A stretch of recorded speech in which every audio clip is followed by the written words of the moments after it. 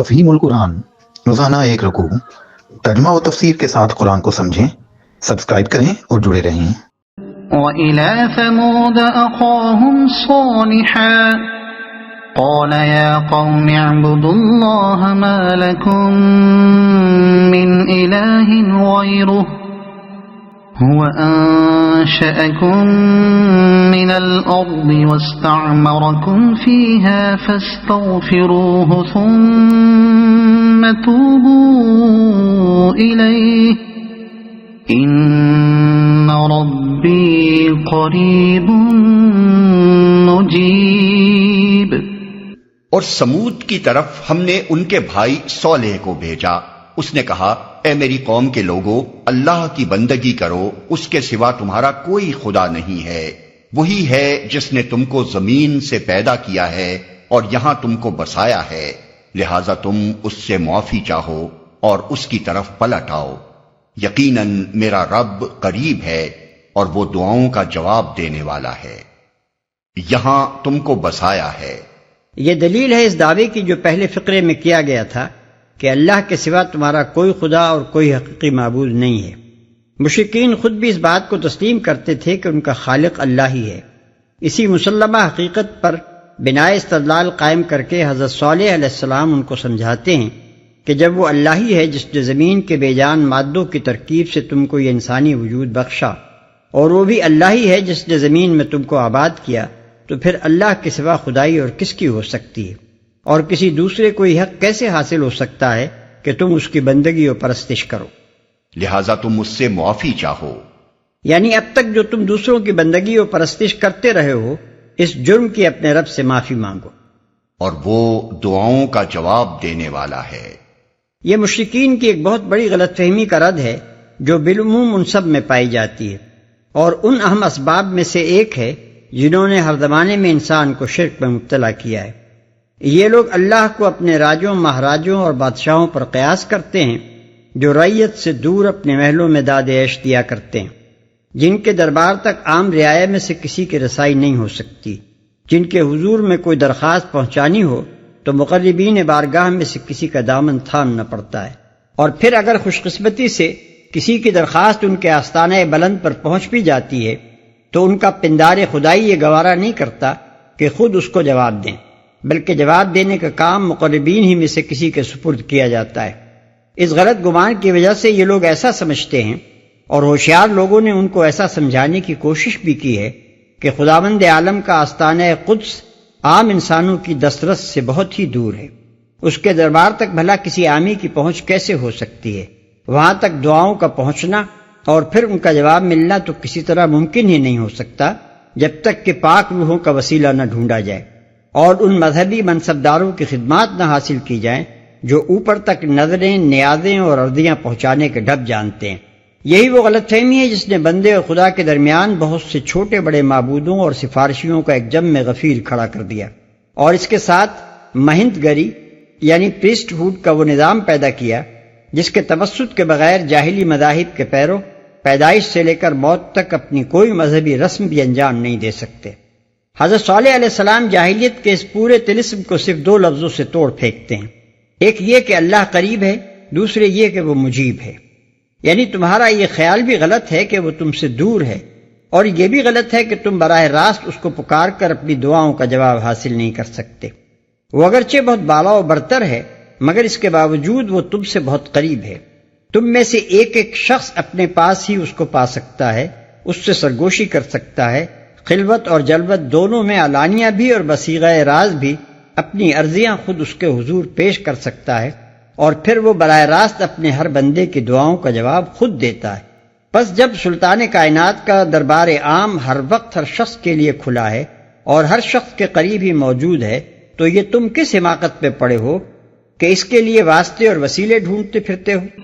قالوا يا صالح قد كنت فينا مرجوا قبل هذا أتنهانا أن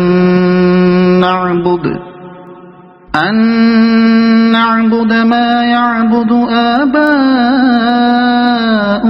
وإننا لفي شك ما تدعونا إليه مريب. انہوں نے کہا اے صالح، اس سے پہلے تو ہمارے درمیان ایسا شخص تھا جس سے بڑی توقعات وابستہ تھیں. کیا تو ہمیں ان معبودوں کی پرستش سے روکنا چاہتا ہے جن کی پرستش ہمارے باپ دادا کرتے تھے؟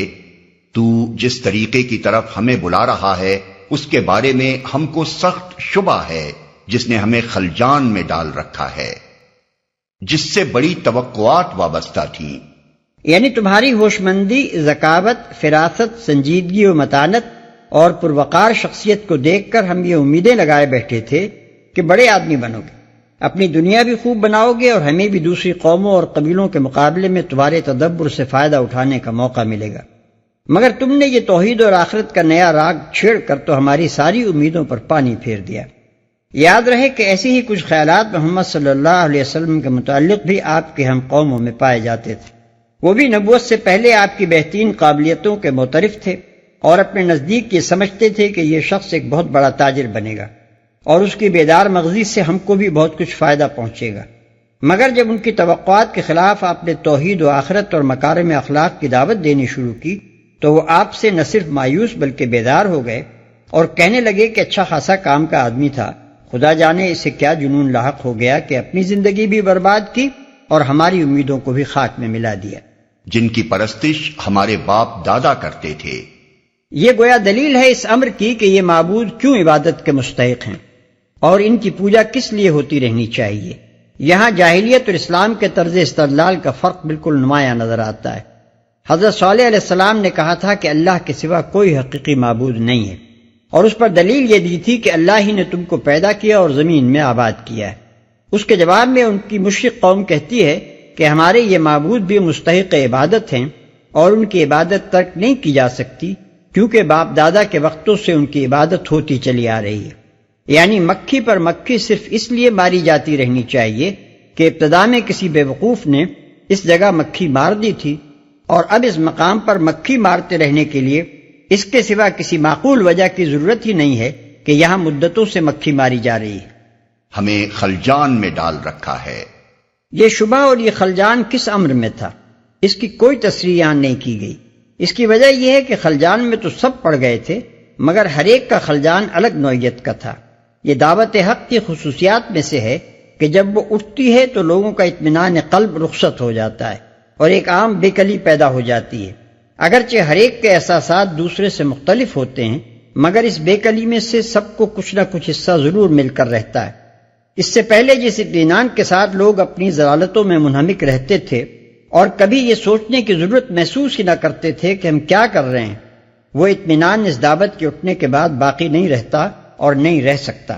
نظام جاہلیت کی کمزوریوں پر داعی حق کی برہم تنقید، اثبات حق کے لیے اس کے پرزور اور دل لگتے دلائل، پھر اس کے بلند اخلاق، اس کا عزم، اس کا حلم، اس کی شرافت نفس، اس کا نہایت کھرا اور راست بازانہ رویہ اور اس کی وہ زبردست حکیمانہ شان جس کا سکہ بڑے سے بڑے ہر درم مخالف کے دل پر بھی بیٹھ جاتا ہے.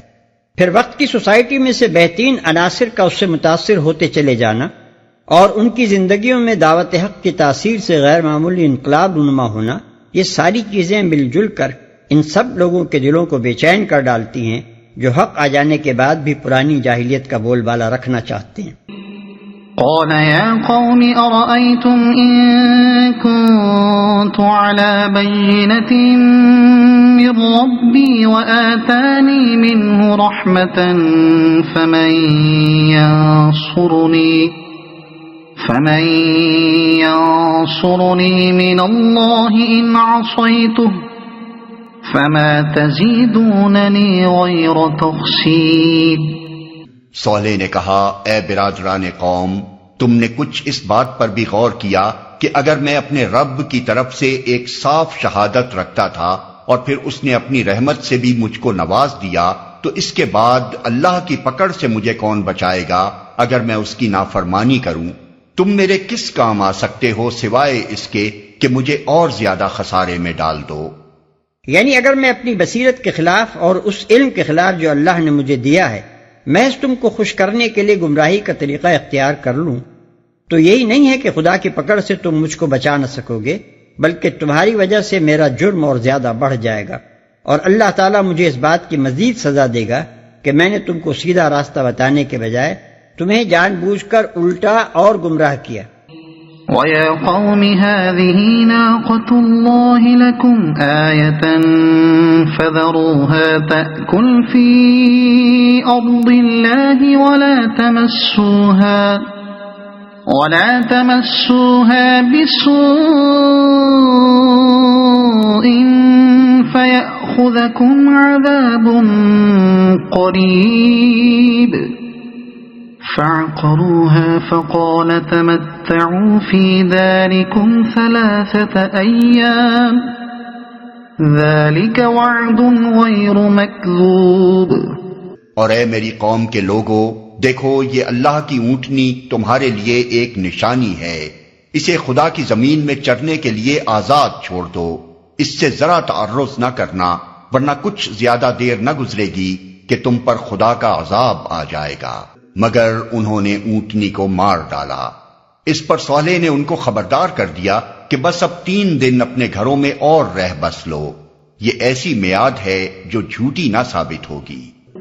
فَلَمَّا جَاءَ أَمْرُنَا نَجَّيْنَا صَالِحًا وَالَّذِينَ آمَنُوا مَعَهُ بِرَحْمَةٍ مِّنَّا وَمِن خِزْيِ يَوْمِئِذٍ إِنَّ رَبَّكَ هُوَ الْقَوِيُّ الْعَزِيزُ۔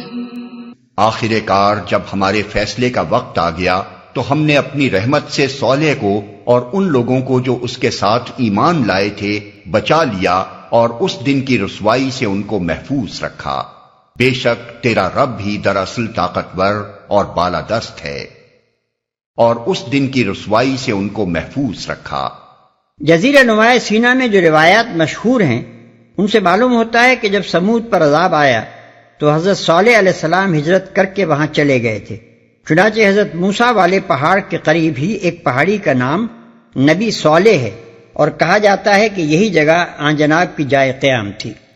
وَأَخَذَ الَّذِينَ ظَلَمُوا الصَّيْحَةُ فَأَصْبَحُوا فِي دِيَارِهِمْ جَاثِمِينَ كَأَن لَّمْ يَغْنَوْا فِيهَا أَلَا إِنَّ ثَمُودَ كَفَرُوا رَبَّهُمْ أَلَا بُعْدًا لِثَمُودَ۔ رہے وہ لوگ جنہوں نے ظلم کیا تھا تو ایک سخت دھماکے نے ان کو دھر لیا، اور وہ اپنی بستیوں میں اس طرح بے حس و حرکت پڑے کے پڑے رہ گئے کہ گویا وہ وہاں کبھی بسے ہی نہ تھے۔ سنو، سمود نے اپنے رب سے کفر کیا، سنو، دور پھینک دیے گئے سمود۔ اگر آپ کو یہ ویڈیو پسند آئی ہو تو اسے لائک کریں، دوسروں تک پہنچانے کے لیے شیئر کریں، اور مزید ایسی ہی معلوماتی ویڈیوز کے لیے ہمارے چینل عبد المالک ہاشمی کو سبسکرائب ضرور کریں۔ نئی اپڈیٹس کے لیے بیل آئیکن دبائیں تاکہ آپ کو ہماری ہر نئی ویڈیو بر وقت مل سکے۔ آپ کی حوصلہ افزائی ہمیں مزید بہترین مواد بنانے میں مدد دے گی۔ شکریہ۔